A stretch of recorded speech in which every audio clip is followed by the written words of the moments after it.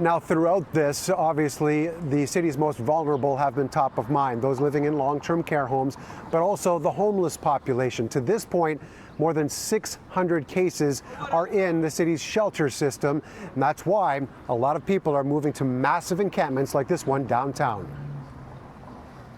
I don't have somewhere safe to be, you know? That's my main concern. And neither do these people, you know?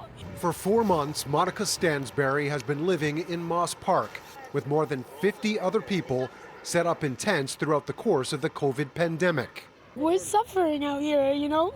She says there's no place to go, and homeless advocates claim Toronto's efforts to help those on the street hasn't been enough to keep them out of harm's way.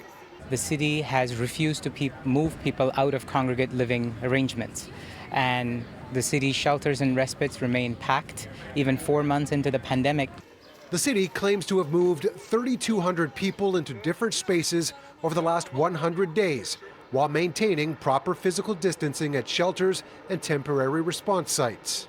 We have interim housing, we have hotels, we have shelter. We have a number of options that we can provide people, and I think that makes it a little bit easier to try to work with somebody. While attempting to move people into those indoor spaces, encampments continue to be cleared away with heavy equipment. Those encampments are not the right way to address housing, and it's not the way in which we are addressing housing. But the people have to cooperate with us, including some of the people who will, the minute we take an encampment down, move back there, and they're doing it as much as a political statement as anything else. Is this just a statement? No, this is not a statement. This is for real. This month, the city partnered with the United Way to come up with a plan to tackle the homeless issues that have come up over the next 6 to 12 months. There are not appropriate shelters for people. It's risky sometimes to be in the shelters, and you can't even get into a shelter. So people have to be defended here.